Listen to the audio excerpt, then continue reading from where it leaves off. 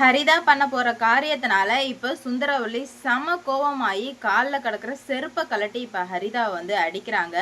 அப்படி என்ன ஹரிதா வந்து பண்ணா அப்படின்னு சொல்லிட்டு தாங்க பார்க்க போறோம். இந்த ஹரிதா சுத்தமா வந்து சரியே கிடையாதுங்க. சுந்தரவல்லிய கூட ஒரு பங்குல சேர்த்துக்கலாம் போல. ஆனா ஹரிதாலாம் மனசாட்சின்னு ஒன்றும் சுத்தமா இல்லை போல. அந்த அளவுக்கு தான் எல்லாமே வந்து பண்ணிட்டு இருக்கா. உண்மையிலுமே சுந்தரவல்லி நந்தினிக்காக வந்து பேசினது ரொம்பவே நல்லா இருந்ததுங்க. உங்களுக்கும் பிடிச்சிருந்தது அப்படின்னா மறக்காம லைக் போட்டு போங்க. இதுக்கு மட்டும் இல்லாம இன்னும் நிறைய விஷயங்கள் வந்து நடக்க போகுது. ஏன்னா வந்து ஹரிதாவால தான் நம்ம நந்தினியை வந்து சுந்தரவல்லி ஏத்துக்க போற கண்டிஷனுக்கு வந்து வரப்போறாங்க. ஏன்னா இவ்வளோ நாளா வந்து ஹரிதாவை வந்து நம்பிட்டு இருந்தாங்க. ஆனா இப்போ ஹரிதா சுந்தரவல்லி சொல்ல வரத கூட காதுல வாங்காம கதவை போய் சாத்திக்கிட்டா. கதவை சாத்தினது மட்டும் இல்லாம இப்ப என்ன நடக்குது அப்படின்னு பாத்தீங்கன்னா, வெளியே வரவே இல்லை. கொஞ்ச நேரம் கழிச்சு வெளியே வர்றா. ஏதோ ஒரு திட்டத்தோட வெளியே வர்றா. ஆண்டி இப்போ உடனடியாக நீங்கள் நான் இந்த கல்யாணம் நடக்கணும்னா நீங்கள் அவங்க நந்தினி, அதாவது உங்கள் மருமகள் கூட வேணாம், அதான் வேலைக்காரியாக நந்தினி உங்களுக்கு பிடிக்கும்னு சொன்னீங்களே, அந்த நந்தினியை இந்த வீட்டை விட்டு வெளியே ஏற்றணும் அப்படின்ற மாதிரி சொல்ல, நான் வேணா என் மருமகளாக வேணா அவளை இந்த வீட்டை விட்டு வெளியே அனுப்ப முடியும். ஆனால் வேலைக்காரி நந்தினியா, ஒரு விசுவாசமான நந்தினியா என்னால் இந்த வீட்டை விட்டு வெளியே அனுப்ப முடியாது ஹரிதா. என்னால் மனசாட்சியெல்லாம் கழட்டி வைக்க முடியாது அப்படின்னு சொன்னதுமே ஹரிதா செம்ம ஷாக் ஆயிட்டா. என்ன ஆண்டி, என்னை விட உங்களுக்கு அவள் ரொம்ப முக்கியமாக போயிட்டாளா அப்படின்ற மாதிரி ஹரிதா கேட்கறதுக்கு, இது அப்படிக்கான அர்த்தம் கிடையாது ஹரிதா. நான் வந்து ஒருத்தவங்க மேலே ஒரு ஒரு அன்பு வச்சுட்டேன் அப்படின்னா வச்சது தான். அதுக்காக அவங்கள வந்து நான் காயப்படுத்த மாட்டேன். நான் இப்போவும் சொல்கிறேன், நீ வேலைக்காரி நந்தினியை இந்த வீட்டை விட்டு அனுப்ப சொல்கிறேன், தாராளமாக நான் அனுப்புகிறேன் அவளை. ஆனால் ஒரு மருமகளாக வேணால் அனுப்புகிறேன், எனக்கு பிடிச்ச நந்தினியை நான் அனுப்ப மாட்டேன் அப்படின்ற மாதிரி சொன்னதுமே ஹரிதாவுக்கு கோவம் தலைக்கேறுது. ஆண்டி, என்னை நீங்கள் ரொம்ப டென்ஷன் பண்ணிட்டு இருக்கீங்க அப்படின்ற மாதிரி சொல்ல, நீ தான் ஹரிதா இப்போ டென்ஷன் பண்ணிட்டு இருக்க, இப்போ உனக்கு என்ன பிரச்சனை, நான் சொல்ல வர்றதை புரிஞ்சுக்காம நீ பாட்டுக்கு உன் இஷ்டத்துக்கு பண்ணிட்டு இருக்க அப்படின்ற மாதிரி சொல்ல, நீங்கள் தான் ஆண்டி என்னை சுத்தமாக வந்து புரிஞ்சிக்கவே இல்லை அப்படின்ற மாதிரி சொல்லவுமே ஹரிதாவோட அப்பா பேசுகிறாங்க. என்ன ஹரிதா இப்படி இருக்க அப்படின்ற மாதிரி கேட்க, இல்லைப்பா நான் இப்போ தான் வந்து கரெக்டாக இருக்கேன், இவங்கள நான் வந்து நம்பி ஏமாந்து போயிட்டேன்ப்பா அப்படின்ற மாதிரி சொல்ல, உடனே சுந்தரவல்லி சொல்கிறாங்க, நீ சொல்கிறது வந்து தப்பான கூற்று ஹரிதா. நான் வந்து ஜஸ்ட்டு அவள் இவ்வளோ விசுவாசமாக இருக்கா, அதுக்காக தான் இந்த மாதிரி சொல்லணும் அப்படின்ற மாதிரி சொல்லுவோமே, இல்லை இப்போ கல்யாணம் நடக்கணும்னா அவளை இந்த வீட்டை விட்டு வெளியே அனுப்புங்க வேலைக்காரி நந்தினியா. இதே தாங்க சொல்லிக்கிட்டே இருக்க. ரொம்ப வந்து காண்டாயிடுச்சு. நீ என்னை ரொம்ப டென்ஷன் பண்ணிகிட்ருக்க, நீ பிச்சை போட்டு இந்த கல்யாணம் நடக்கணும்னா அவசியம் கிடையாது அப்படின்னு சொல்லிட்டு சண்டை ரொம்ப வந்து பெரிய கட்டத்துக்கு போகவுமே என்ன பண்ணுறது ஏது பண்ணுறதுன்னு சொல்லிட்டு சுத்தமாக புரியல. அப்படி இருந்த சமயத்தில் தான் என்ன ஆகுது அப்படின்னு பார்த்தீங்கன்னா, ஹரிதா இருந்துக்கிட்டு சொல்கிறா, டேடி நம்ம வீட்டுக்கு போயிடலாம் டாடி.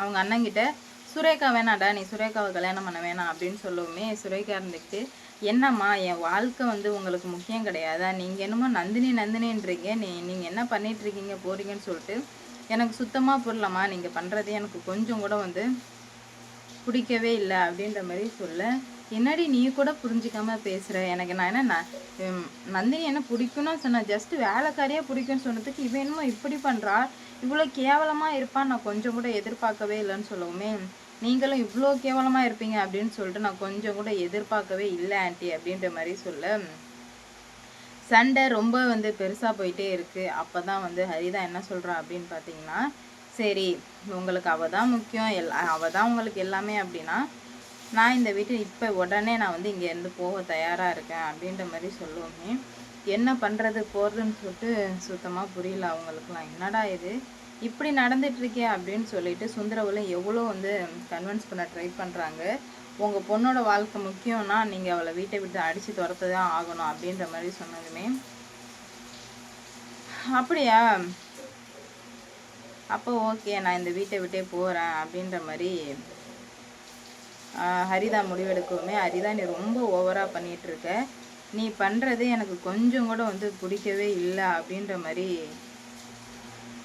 சொல்கிறாங்க. உடனே வந்து நம்ம ஹரிதா வந்து, எவ்வளோ பிரச்சனை வரும்போது எல்லாமே வந்து அதை நான் பார்த்துட்டு இருந்தேன், இதுக்கு மேலே வந்து அதை நான் பார்த்துட்டு இருக்க போகிறதா கிடையாது, கண்டிப்பாக இதுக்கான தண்டனையை உனக்கு நான் கொடுத்தே தான் ஆவேன் அப்படின்ற மாதிரி ரொம்பவே ஸ்ட்ராங்கான முயற்சியில் இறங்குறாங்க. என்ன நடக்க போகுது, ஏது நடக்க போகுது அப்படின்னு சொல்லிட்டு வெயிட் பண்ணி பார்க்கலாம். நான் சுந்தரவல்லி வந்து அவளை செருப்பால் அடித்தது கரெக்டு தான் அப்படின்னு உங்களுக்கு தோணுச்சுன்னா மறக்காமல் கமெண்டில் சொல்லிட்டு போங்க. ஏன்னா சுந்தரவல்லி இவ்வளோ நாளாக வந்து என்ன நடந்தாலும் போனாலும் கண்டிப்பாக வந்து எல்லாத்தையுமே சரி பண்ணணும் அப்படின்ற மாதிரி தான் வந்து இருந்தாங்க. ஆனால் இப்போ இவ்வளோ கீழ்த்தரமாக இறங்கவும் நம்ம சுந்தரவல்லிக்கு என்ன பண்ணுறதுனே தெரியாமல் முழிச்சிட்ருக்காங்க. இவளுக்கு நான் ஒரு முடிவு கட்டியே ஆகுறேன் அப்படின்னு சொல்லிட்டு சுந்தரவல்லி ரொம்பவே வந்து ஸ்ட்ராங்காக இறங்கிட்டாங்க. என்ன நடக்க போகுது, ஏது நடக்க போகுது அப்படின்னு சொல்லிட்டு வெயிட் பண்ணி பார்க்கலாம். எல்லா பிரச்சனையுமே வந்து சீக்கிரமாக வந்து முடிய போகுதுங்க. இதனால் வந்து நந்தினியை கூப்பிட்டு செருப்பால் அடித்ததுக்கப்புறமா நந்தினியை கூப்பிட்டு இப்போ சொல்கிறேன், இவ தான் என் மருமக, உன்னால் என்ன முடியுமோ அதை நீ பண்ணிக்கோ அப்படின்ற மாதிரி சொல்லவுமே ரொம்பவே டென்ஷனில் வந்து கத்த ஆரம்பிக்கிறாங்க. பார்ப்போங்க என்ன நடக்க போகுது, ஏது நடக்க போகுது அப்படின்னு சொல்லிட்டு.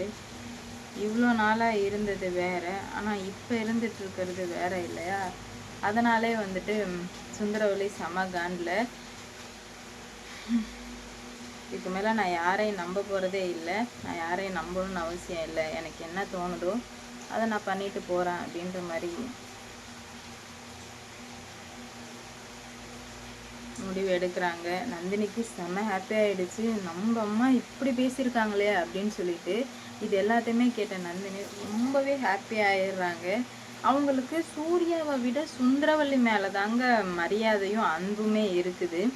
ஏன்னா உண்மையிலுமே வந்து நல்லாவே வந்து வேலைக்காரியாக இருக்கும்போது நந்தினியை ரொம்பவே வந்து பாசமாக பார்த்துட்டு இருந்திருக்காங்க. ஆனால் இப்போ தான் அவங்க இந்த மாதிரி ஆனதுனால தான் இவ்வளோ நடந்துட்டுருக்கு.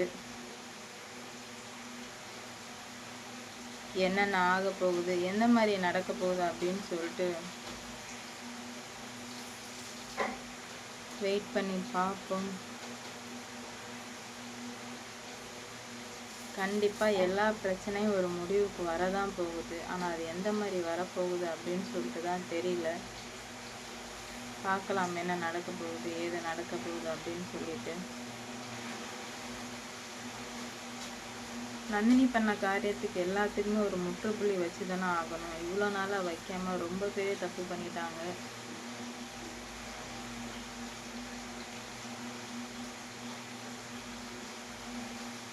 என்ன நடக்க போகுது அப்படின்னு சொல்லிட்டு